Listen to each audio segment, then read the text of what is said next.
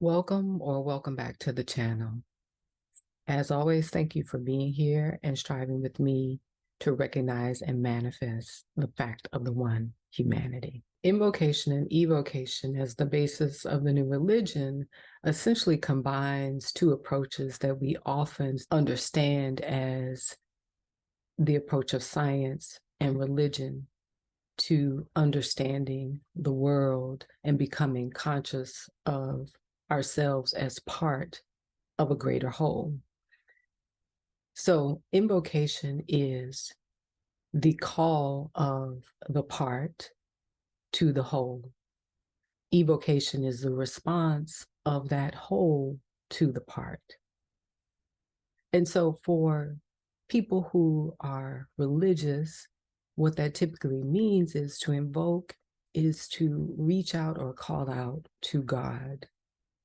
For people who fall under the umbrella of science or are more rational in their approach or secular in their approach, it is the recognition and the call out to by recognition of the greater whole in which we are a part.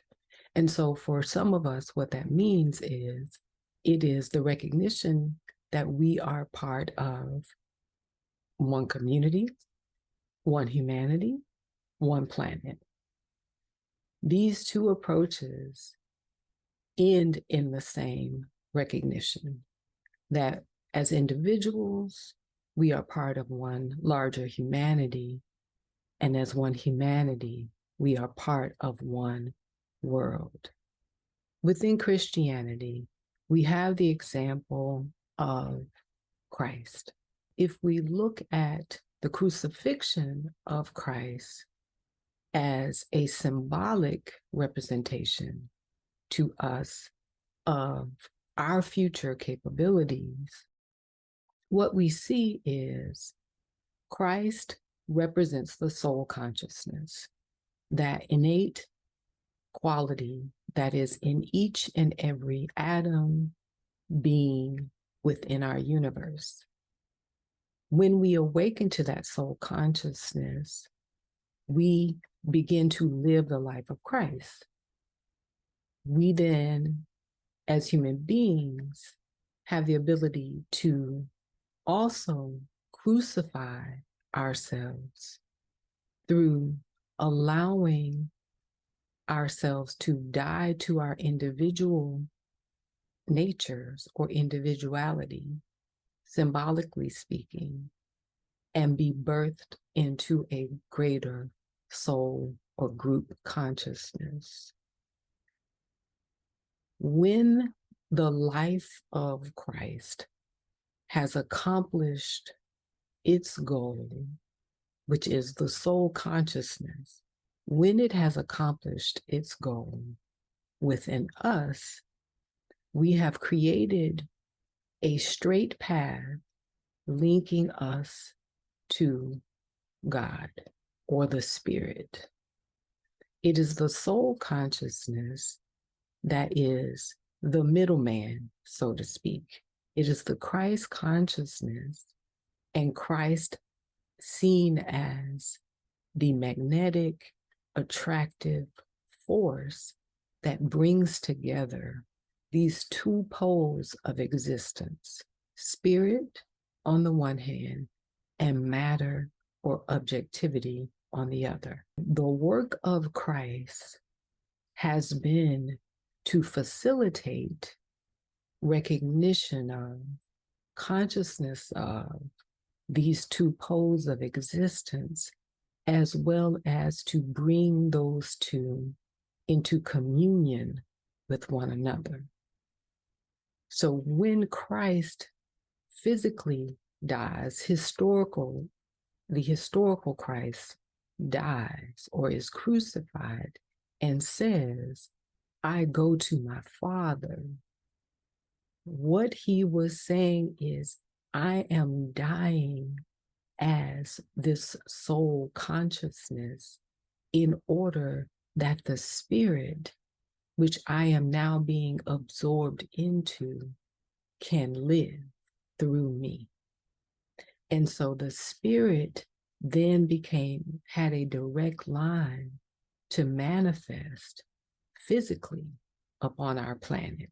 It is the ongoing process, when consciously undertaken, of invocation and evocation that essentially allows each of us to die to what is less than or limiting to us into something greater.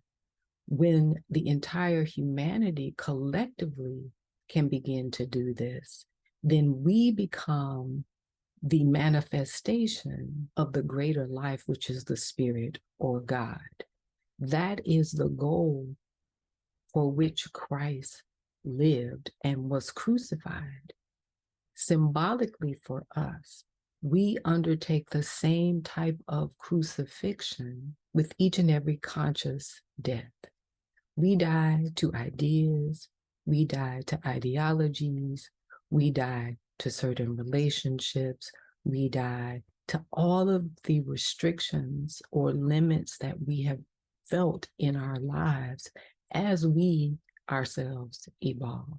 Awakening to the soul consciousness, or awakening to ourselves as souls, means we awaken to that attractive magnetic force within us that puts us in touch with what is greater, in touch with the one in whom we all live, move, and have our being, which is our planetary logos, or what Christians call God. World servers who are both God conscious and world conscious have the unique ability to be able to invoke the higher spiritual energies, to translate those into new ideals that will bring relief to human problems, that will objectify new possibilities that can change the world for the better.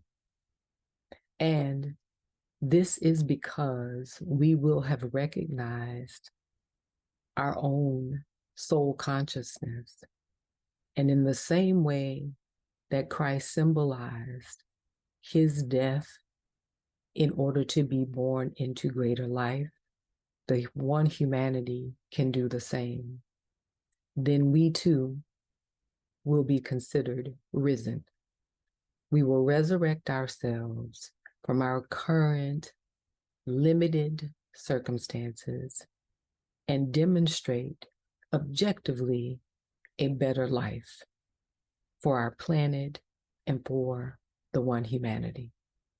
Namaste.